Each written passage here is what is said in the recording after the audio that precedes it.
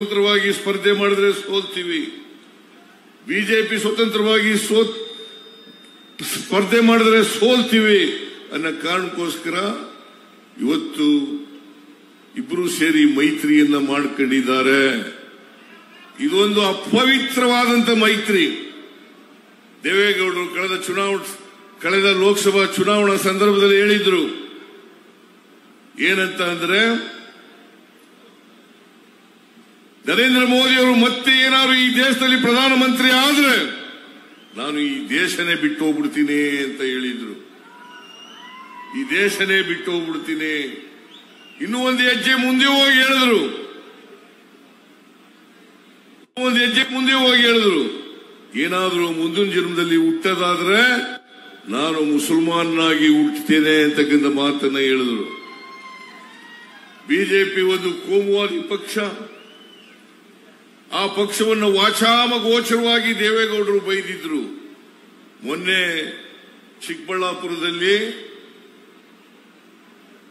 ನರೇಂದ್ರ ಮೋದಿಯವರು ಮತ್ತು ದೇವೇಗೌಡರು ಒಟ್ಟಿಗೆ ಸಭೆ ನಡೆಸಿದರು.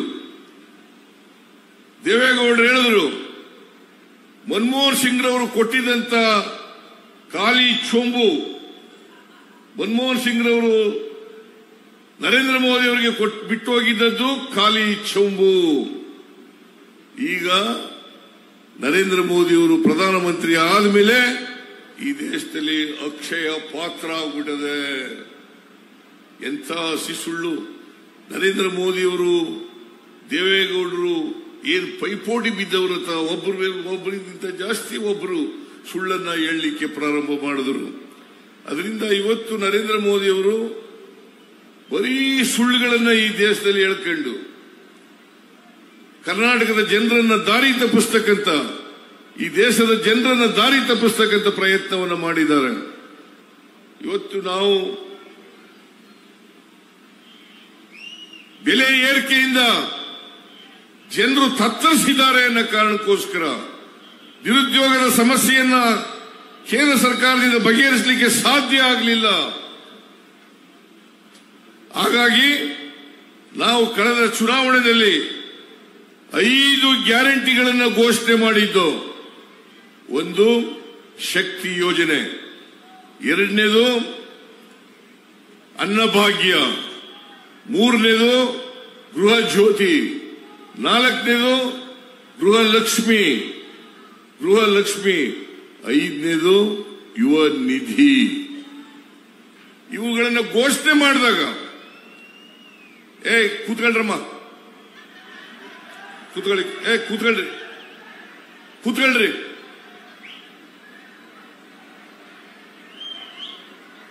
ಐದನೇದು ಯುವ ನಿಧಿ. ನಾವು ಅಧಿಕಾರಕ್ಕೆ ಬಂದ 8 ತಿಂಗಳಲ್ಲಿ ಎಲ್ಲ ಗ್ಯಾರಂಟಿಗಳನ್ನು ಕೂಡ ಜಾರಿ ಕೊಟ್ಟಿದ್ದೀವಿ. ನರೇಂದ್ರ ಮೋದಿ ಅವರು ಹೇಳಿದ್ರು, ಈ ಗ್ಯಾರಂಟಿಗಳನ್ನ ಕಾಂಗ್ರೆಸ್ ಪಕ್ಷ, ಕಾಂಗ್ರೆಸ್ ಸರ್ಕಾರ ಜಾರಿ ಮಾಡಲಿಕ್ಕೆ ಸಾಧ್ಯ ಇಲ್ಲ. ಒಂದು ವೇಳೆ ಇವನ್ನೇನಾದರೂ ಜಾರಿ ಮಾಡಿದ್ರೆ ಕರ್ನಾಟಕ ರಾಜ್ಯ ಆರ್ಥಿಕವಾಗಿ ದಿವಾಳಿ ಆಗ್ತದೆ ಅಂತಕ್ಕಂಥ ಮಾತುಗಳನ್ನು ಹೇಳಿದ್ರು. ಇವತ್ತು ನಾವು 5 ಯೋಜನೆಗಳನ್ನು ಜಾರಿ ಮಾಡಿದ್ದೀವಿ. ಇನ್ನೂ ಮ್ಯಾನಿಫೆಸ್ಟೋನಲ್ಲಿ ಹೇಳಿದ್ದಂತ 82 ಭರವಸೆಗಳನ್ನು ಈಡೇರಿಸಿದ್ದೀವಿ. ಆದರೆ ಕರ್ನಾಟಕ ಆರ್ಥಿಕವಾಗಿ ದಿವಾಳಿ ಆಗಲಿಲ್ಲ. 36,000 ಕೋಟಿ ರೂಪಾಯಿಗಳನ್ನು ಖರ್ಚು ಮಾಡಿದ್ದೀವಿ. ಮುಂದಿನ ವರ್ಷಕ್ಕೆ 52,009 ಕೋಟಿ ರೂಪಾಯಿಗಳನ್ನು ಬಜೆಟ್ನಲ್ಲಿ ಅದನ್ನ ಇಡ್ತಕ್ಕಂಥ ಪ್ರಯತ್ನವನ್ನು ಮಾಡಿದ್ದೇವೆ. ಇಲ್ಲಿ ಕರ್ನಾಟಕದ ಬಿಜೆಪಿಯವರು ಹೇಳ್ತಾರೆ, ಈ ಗ್ಯಾರಂಟಿಗಳು ಚುನಾವಣೆ ಆದ್ಮೇಲೆ ನಿಲ್ಲಿಸ್ಬಿಡ್ತಾರೆ, ಈ ಲೋಕಸಭಾ ಚುನಾವಣೆ ಆದ್ಮೇಲೆ ನಿಲ್ಲಿಸ್ತಾರೆ ಅಂತ ಹೇಳ್ತಾರೆ. ಅದನ್ನ ಪ್ರಚಾರ ಮಾಡ್ತಕ್ಕಂಥ ಕೆಲಸವನ್ನು ಮಾಡ್ತಾ ಇದ್ದಾರೆ. ಆದರೆ ನಾನು ಹೇಳ್ತೀನಿ, ನಾವು ಬಿಜೆಪಿ ಅಲ್ಲ, ಕೊಟ್ಟ ಮಾತಿನಂತೆ ನಡ್ಕೊಳ್ಳೋರು.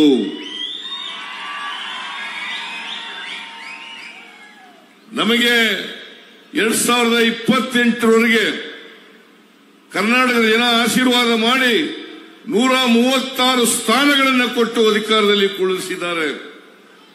ನಾವು ಅಲ್ಲಿವರೆಗೂ ಕೂಡ ಈ 5 ಗ್ಯಾರಂಟಿಗಳನ್ನು ಜಾರಿ ಮಾಡ್ತೇವೆ, ಯಾವ ಕಾರಣಕ್ಕೂ ಕೂಡ ನಿಲ್ಲಿಸಲ್ಲ ಅಂತೇಳಿ ಅವರಿಗೆ ತಿಳಿಸಲಿಕ್ಕೆ ಬಯಸ್ತಾ ಇದ್ದೇನೆ. ಇದ್ರ ಜೊತೆಗೆ ಎಐಸಿಸಿ ಅವರು ಕೂಡ 25 ಗ್ಯಾರಂಟಿಗಳನ್ನ ನ್ಯಾಯಪತ್ರ ಮೂಲಕ ಬಿಡುಗಡೆ ಮಾಡಿದ್ದಾರೆ. ಇವತ್ತು ರಾಹುಲ್ ಗಾಂಧಿ ಅವರು ಮತ್ತೆ ಮಲ್ಲಿಕಾರ್ಜುನ ಖರ್ಗೆ ಅವರು ಸೈನ್ ಮಾಡಿ 5 ಗ್ಯಾರಂಟಿಗಳನ್ನು ಮನೆ ಮನೆಗೆ ತಲುಪಿಸ್ತಕ್ಕಂಥ ಪ್ರಯತ್ನವನ್ನು ಮಾಡಿದ್ದಾರೆ. ಅದರ ಪ್ರಕಾರ ಒಂದು ಬಡ ಕುಟುಂಬದ ಹೆಣ್ಣು ಮಗಳಿಗೆ ವರ್ಷಕ್ಕೆ 1 ಲಕ್ಷ ರೂಪಾಯಿ ಕೊಡ್ತೇವೆ ಅಂತ ಹೇಳಿದ್ದಾರೆ. ನಾವು ಕರ್ನಾಟಕದಲ್ಲಿ ಒಂದು ವರ್ಷಕ್ಕೆ 24,000 ರೂಪಾಯಿ ಕೊಟ್ರೆ, ಕೇಂದ್ರದವರು 1 ಲಕ್ಷ, ಕೇಂದ್ರದಲ್ಲಿ ಕಾಂಗ್ರೆಸ್ ಪಕ್ಷ ಅಧಿಕಾರಕ್ಕೆ ಬಂದ್ರೆ 1 ಲಕ್ಷ ರೂಪಾಯಿ, ಒಟ್ಟು 1,24,000 ರೂಪಾಯಿ ಒಂದು ಕುಟುಂಬಕ್ಕೆ ಸಿಗ್ತಕ್ಕಂಥದನ್ನ ಮಾಡಿದ್ದಾರೆ. ಈಗ ಹೇಳಿ, ಕಾಂಗ್ರೆಸ್ ಪಕ್ಷ ಅಧಿಕಾರಕ್ಕೆ ಬರಬೇಕೋ ಬೇಡವಾ? ಕಾಂಗ್ರೆಸ್ ಪಕ್ಷ ನುಡಿದಂತೆ ನಡೆದಿದೆಯೋ ಇಲ್ಲ? ನಿಮಗೆ ಕಾಂಗ್ರೆಸ್ ಪಕ್ಷ ನುಡಿದಂತೆ ನಡೆದಿದೆ ಅಂತಕ್ಕಂಥ ಖಾತ್ರಿ ಆದ್ರೆ ಕಾಂಗ್ರೆಸ್ಸಿನ ಅಭ್ಯರ್ಥಿ ಅವರನ್ನ ಗೆಲ್ಲಿಸಿ ಲೋಕಸಭೆಗೆ ಕಳಿಸಿಕೊಡಬೇಕು. ಕಳೆದ ಲೋಕಸಭಾ ಚುನಾವಣೆಯಲ್ಲಿ 25 ಜನ ಲೋಕಸಭೆಗೆ ಬಿಜೆಪಿಯಿಂದ ಆಯ್ಕೆಯಾಗಿದ್ದರು. ಒಬ್ರು ಇಂಡಿಪೆಂಡೆಂಟ್, ಒಬ್ರು ಜೆಡಿಎಸ್, ಒಬ್ರು ಕಾಂಗ್ರೆಸ್. ಆಮೇಲೆ ಇದಾದ್ಮೇಲೆ ಇಂಡಿಪೆಂಡೆಂಟ್ ಸುಮಲತಾ ಅವರು ಕೂಡ ಬಿಜೆಪಿಗೆ ಬೆಂಬಲವನ್ನು ಘೋಷಣೆ ಮಾಡಿದ್ರು. ಈಗ ಪ್ರಜ್ವಲ್ ರೇವಣ್ಣ ಜೆಡಿಎಸ್ನಿಂದ ಗೆದ್ದಿದ್ದವರು ಅವರು ಕೂಡ ಸೇರ್ಕೊಂಡ್ರು. ಒಟ್ಟು 27 ಜನ ಎಂಪಿಗಳಾದರು. ಯಾವತ್ತಾದ್ರೂ ಕರ್ನಾಟಕಕ್ಕೆ ಆಗಿರ್ತಕ್ಕಂಥ ಅನ್ಯಾಯದ ಬಗ್ಗೆ ಪ್ರಸ್ತಾಪ ಮಾಡಿದಾರ? ಬಾಯಿ ಬಿಟ್ಟಿದಾರ? ಇಲ್ಲಿ ಮಿನಿಸ್ಟರ್ ಇದ್ರಲ್ಲ, ಯಾರು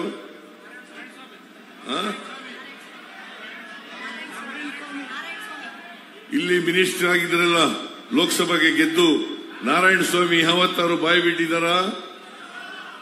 ಈ ಕಾರಜೋಳ ಯಾವತ್ತಾರು ಬಾಯಿ ಬಿಟ್ಟಿದಾರ? ಮತ್ತೆ ಯಾಕೆ ಗೆಲ್ಲಿಸ್ತೀರಿ ಅವರಿಗೆ? ಕಾರಜೋಳ ಅವರು ಇಲ್ಲಿ ಬಂದಾಗ ಬಹಳ ಕಡೆಗಳಲ್ಲಿ ಅವರಿಗೆ ವಿರೋಧ ವ್ಯಕ್ತ ಆಯಿತು. Go back Karjol, go back Karjol ಅಂತೇಳಿ ಜನ ಕೂಗಿದ್ರು. ನೀವು 26ನೇ ತಾರೀಕು ಗೋ ಬ್ಯಾಕ್ ಕಾರಜೋಳ್, ನಿಮಗೆ ವೋಟ್ ಹಾಕಲ್ಲ, ಬಿಜೆಪಿಗೆ ವೋಟ್ ಹಾಕಲ್ಲ. ಬಿಜೆಪಿಯ ಪ್ರಧಾನಮಂತ್ರಿ ಇವತ್ತು ಜನರಿಗೆ ಮೋಸ ಮಾಡಿದ್ದಾರೆ. ತೆರಿಗೆ ಹಂಚಿಕೆಯಲ್ಲಿ ಮೋಸ, 15ನೇ ಹಣಕಾಸಿನ ಆಯೋಗ ಶಿಫಾರಸು ಮಾಡಿದ್ದನ್ನ ಕೊಡದೇ ಇದ್ದದ್ದು ಮೋಸ. ಅಪ್ಪರ್ ಭದ್ರಾಗೆ 5,300 ಕೋಟಿ ರೂಪಾಯಿಗಳನ್ನ ಘೋಷಣೆ ಮಾಡಿದ್ರು. ಅಪ್ಪರ್ ಭದ್ರಾಗೆ 5,300 ಕೋಟಿ ರೂಪಾಯಿಯನ್ನ ನಿರ್ಮಲಾ ಸೀತಾರಾಮನ್ ಅವರು ಅವರ ಬಜೆಟ್ನಲ್ಲಿ 23-24ರಲ್ಲಿ ಘೋಷಣೆ ಮಾಡಿದರು. ಇಲ್ಲಿ ಬಸವರಾಜ ಬೊಮ್ಮಾಯಿ ಕೂಡ ಅದನ್ನು ಸಮರ್ಥನೆ ಮಾಡಿ ರಾಷ್ಟ್ರೀಯ ಯೋಜನೆಯನ್ನಾಗಿ ಮಾಡಿಸ್ತೇವೆ ಅಂತಕ್ಕಂಥ ಮಾತುಗಳನ್ನು ಹೇಳಿದ್ರು. ಆದರೆ 23-24ರಲ್ಲಿ ಭದ್ರಾ ಯೋಜನೆಗೆ 1 ರೂಪಾಯಿ ಕೊಡಲಿಲ್ಲ. ಭದ್ರಾ ಯೋಜನೆಗೆ 1 ರೂಪಾಯಿ ಕೊಡಲಿಲ್ಲ. ನೀವು ಇವತ್ತು ಯೋಚನೆ ಮಾಡಬೇಕು. ಈ ಭದ್ರಾ ಯೋಜನೆ ಮುಗಿಸ್ತಕ್ಕಂಥದ್ದು ಅವರು ಕೊಡದೇ ಹೋದ್ರು ಕೂಡ ಕಾಂಗ್ರೆಸ್ ಪಕ್ಷ ಈ ಅವಧಿನಲ್ಲಿ ಭದ್ರಾ ಯೋಜನೆಯನ್ನ ಮುಗಿಸಿ ಈ ಭಾಗದ ಜನರಿಗೆ ನೀರು ಕೊಡ್ತಕ್ಕಂಥ ಕೆಲಸವನ್ನ ಮಾಡ್ತೇವೆ ಅಂತಕ್ಕಂಥ ಮಾತುಗಳನ್ನು ಕೂಡ ಹೇಳಲಿಕ್ಕೆ ಬಯಸ್ತಾ ಇದ್ದೇನೆ. ಚಿತ್ರದುರ್ಗದ MLAಗಳು ಅದನ್ನು ಮಾಡಿಸಲೇಬೇಕು ಅಂತೇಳಿ ಒತ್ತಾಯವನ್ನ ಮಾಡ್ತಾ ಇದ್ದಾರೆ. ಬರಗಾಲಕ್ಕೆ ಒಂದು ಬಿಡಿಗಾಸ್ ಬಿಡುಗಡೆ ಮಾಡಲಿಲ್ಲ. ನಾವು ಅನಿವಾರ್ಯವಾಗಿ ಸುಪ್ರೀಂ ಕೋರ್ಟ್ಗೆ ಹೋಗಬೇಕಾಯಿತು. ಸುಪ್ರೀಂ ಕೋರ್ಟ್ನವರು ಹೇಳಿದ್ದಾರೆ, ಒಂದು ವಾರದಲ್ಲಿ ಇತ್ಯರ್ಥ ಮಾಡಬೇಕು ಇದನ್ನ. ಅಲ್ಲಿ ಅಟಾರ್ನಿ ಜನರಲ್, ಸಾಲಿಸಿಟರ್ ಜನರಲ್ ಇಬ್ರು ಕೂಡ ಒಪ್ಕೊಂಡಿದ್ದಾರೆ, ಒಂದು ವಾರದಲ್ಲಿ ಇತ್ಯರ್ಥ ಮಾಡಿಸ್ತೀವಿ ಅಂತೇಳಿ. ನೋಡಿ, ಒಂದು ವೇಳೆ ನಾವು ಕೋರ್ಟ್ಗೆ ಹೋಗದೆ ಹೋಗಿದ್ರೆ ಅವರು ಬರಗಾಲಕ್ಕೆ NDRF ಇಂದ ₹1 ಕೊಡ್ತಾ ಇರಲಿಲ್ಲ. ಕರ್ನಾಟಕದಲ್ಲಿ ಭೀಕರವಾದಂತ ಬರಗಾಲ ಇದೆ. NDRF ಅವ್ರ ದುಡ್ಡಲ್ಲ, ನಮ್ಮ ದುಡ್ಡು ನಮಗ್ ಕೊಡ್ಲಿಕ್ಕೆ ಮಲತಾಯಿ ಧೋರಣೆಯನ್ನು ತೋರಿಸ್ತಾ ಇದ್ದಾರೆ. ಅದಕ್ಕೆ ಅವರಿಗೆ ಕರ್ನಾಟಕ ಕಂಡ್ರೆ ಅಮಿತ್ ಶಾಗೆ, ನರೇಂದ್ರ ಮೋದಿ ಅವರಿಗೆ ಅವರು ಆಗೋದಿಲ್ಲ, ವಿರೋಧ ಮಾಡ್ತಾರೆ ಅಂತಕ್ಕಂಥದ್ದು ಬಹಳ ಸ್ಪಷ್ಟವಾಗಿ ಗೊತ್ತಾಗುತ್ತೆ. ಅದರಿಂದ ನಾನು ಹೆಚ್ಚು ಮಾತನಾಡ್ಲಿಕ್ಕೆ ಹೋಗಲ್ಲ. ಪ್ರಿಯಾಂಕ್ ಗಾಂಧಿ ಅವರು ನಿಮ್ಮನ್ನೆಲ್ಲ ಉದ್ದೇಶಿಸಿ ಮಾತನಾಡ್ತಾರೆ. ದಯಮಾಡಿ ಎಲ್ಲರೂ ಕೂಡ ಶಾಂತತೆಯಿಂದ ಕೇಳಬೇಕು ಅಂತಕ್ಕಂಥ ಮಾತುಗಳನ್ನು ಹೇಳಿ, ಕೊನೇ ಒಂದು ಮಾತು,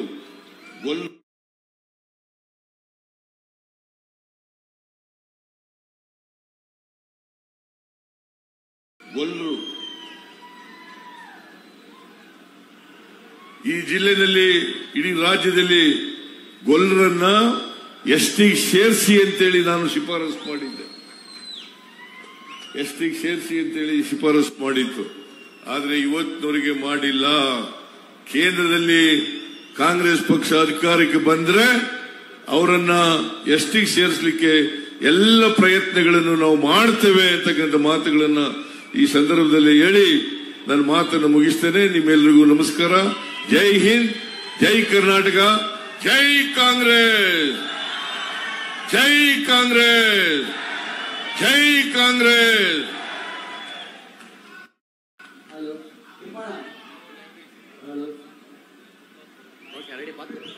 ಮೈಕ್ ಟೆಸ್ಟ್ ಎಲ್ಲರೂ ಕೇಳಿಸ್ತಾ ಇದೆಯಾ?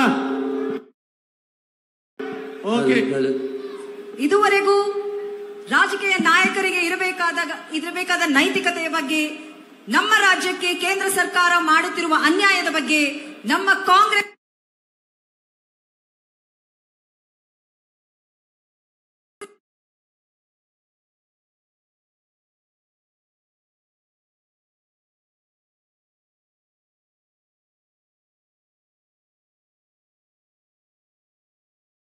ಅಂತೇಳಿ ನಾನು ಶಿಫಾರಸು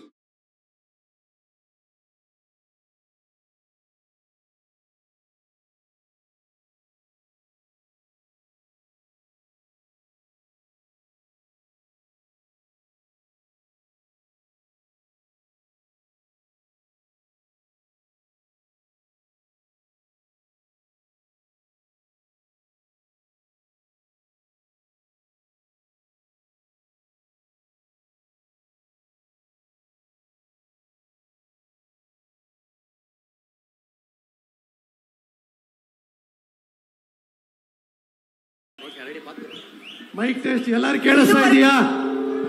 ಓಕೆ. ಇದುವರೆಗೂ ರಾಜಕೀಯ ನಾಯಕರಿಗೆ ಇರಬೇಕಾದ ನೈತಿಕತೆಯ ಬಗ್ಗೆ, ನಮ್ಮ ರಾಜ್ಯಕ್ಕೆ ಕೇಂದ್ರ ಸರ್ಕಾರ ಮಾಡುತ್ತಿರುವ ಅನ್ಯಾಯದ ಬಗ್ಗೆ, ನಮ್ಮ ಕಾಂಗ್ರೆಸ್ನ ಗ್ಯಾರಂಟಿ ಯಾವ ರೀತಿ ಬಡವರ ಬಂಧು ಆಗಿದೆ ಅದ್ರ ಬಗ್ಗೆ ಹೇಳಿದಂತಹ ನಮ್ಮ ಮುಖ್ಯಮಂತ್ರಿಗಳಿಗೆ ಧನ್ಯವಾದಗಳು. ಇಷ್ಟೊತ್ತು ನೀವೆಲ್ಲ ಕಾಯ್ತಿರುವಂತಹ ಸಮಯ ಬಂದಿದೆ. ನಮ್ಮೆಲ್ಲರ ನೆಚ್ಚಿನ ನಾಯಕಿ ಶ್ರೀಮತಿ ಪ್ರಿಯಾಂಕಾ ಗಾಂಧಿ ಅವರು ನಮ್ಮನ್ನೆಲ್ಲ ಉದ್ದೇಶಿಸಿ ಈಗ ಮಾತನಾಡ್ತಾರೆ.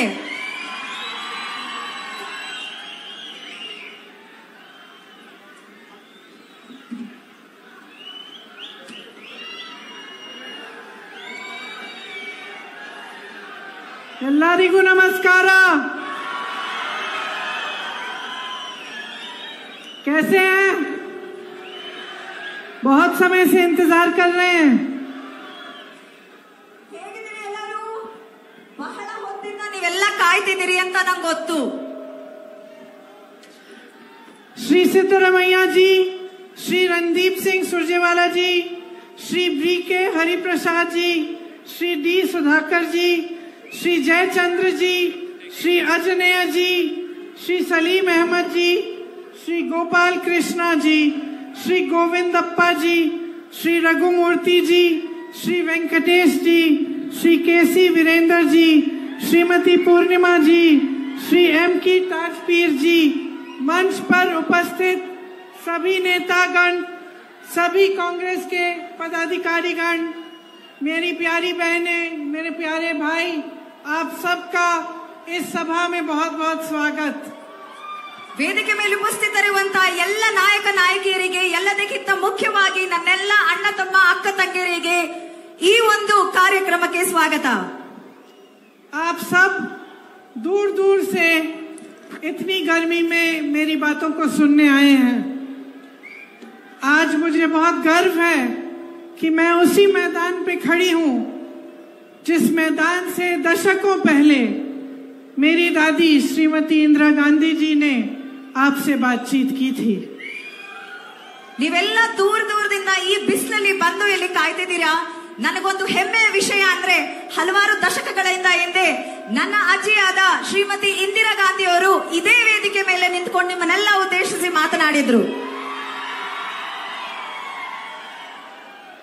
आप सब मेरे भाई मेरी बहन है, सब हर रोज परिश्रम करते हैं।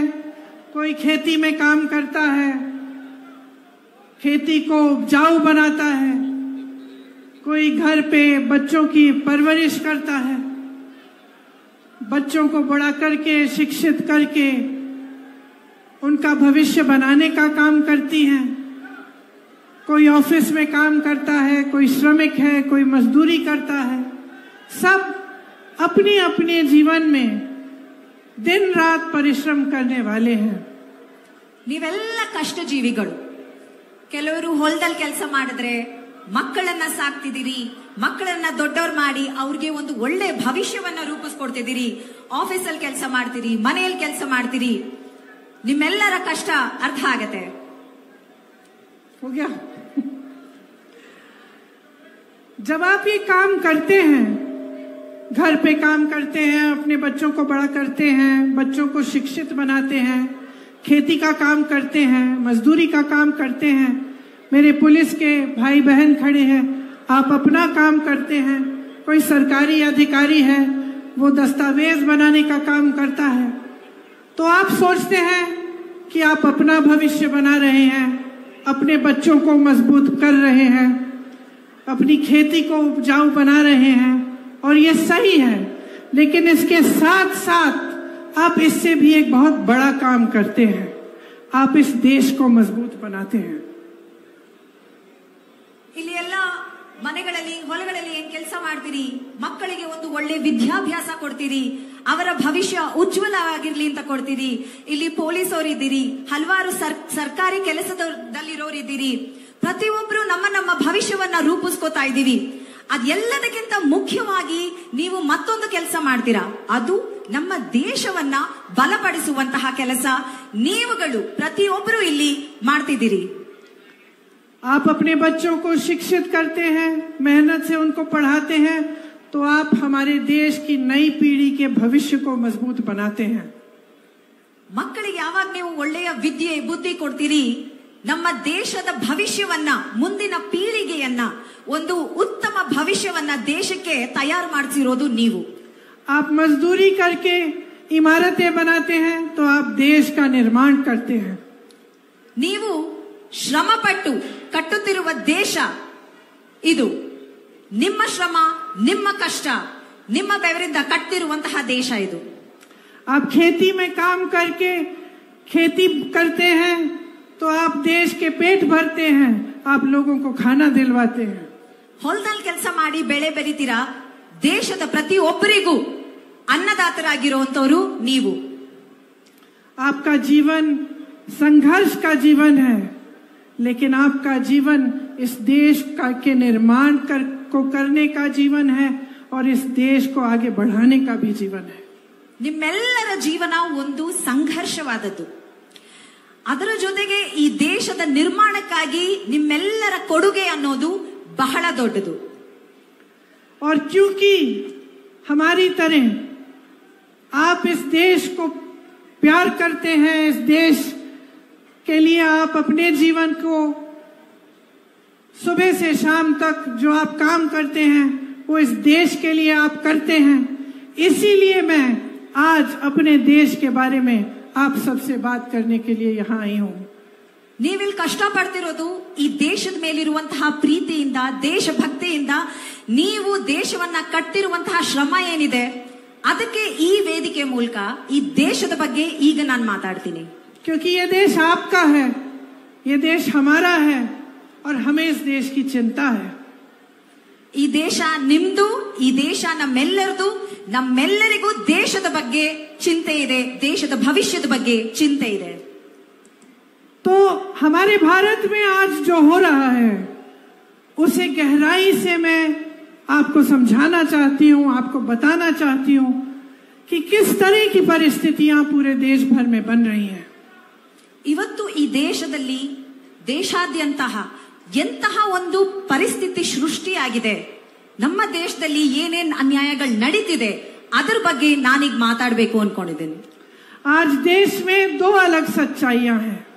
एक सच्चाई जिसका सामना आप कर रहे हैं, दिन रात मेहनत करने की, महंगाई बढ़ रही है, बेरोजगारी बढ़ रही है, एक ये सच्चाई है। ಈ ದೇಶದಲ್ಲಿ ಇವತ್ತು ಎರಡು ಸತ್ಯಗಳಿದೆ। ಒಂದು ಸತ್ಯ, ಪ್ರತಿನಿತ್ಯ ನೀವೆಲ್ಲರೂ ಏನು ಈ ಬೆಲೆ ಏರಿಕೆಯಿಂದ, ನಿರುದ್ಯೋಗದಿಂದ ಯಾವ ರೀತಿ ನೀವೆಲ್ಲ ಕಷ್ಟಪಡ್ತಿದ್ದೀರಾ ಅದು ಒಂದನೇ ಸತ್ಯ। और एक दूसरी सच्चाई जो आप टीवी पे देखते हैं, जहां आपको देश के मान सम्मान की बातें दिखाई जाती हैं, जहां आपको हमारे प्रधानमंत्री जी दिखते हैं जो अपनी पूरी शोहरत और शान के साथ आपको कहते हैं कि ये देश तेजी से आगे बढ़ रहा है।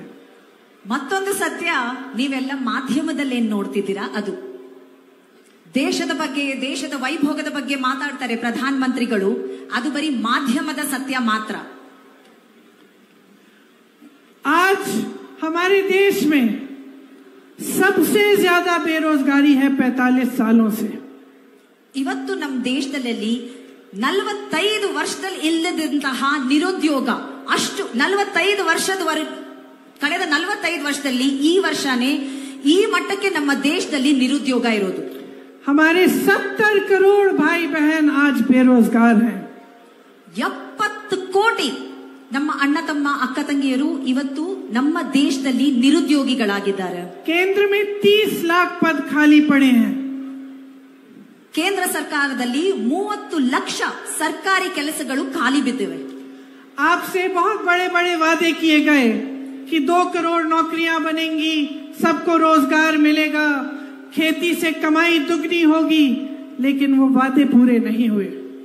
ದೊಡ್ಡ ದೊಡ್ಡ ಮಾತುಗಳನ್ನ ಆಡಿದ್ರು ನರೇಂದ್ರ ಮೋದಿ ಅವರು।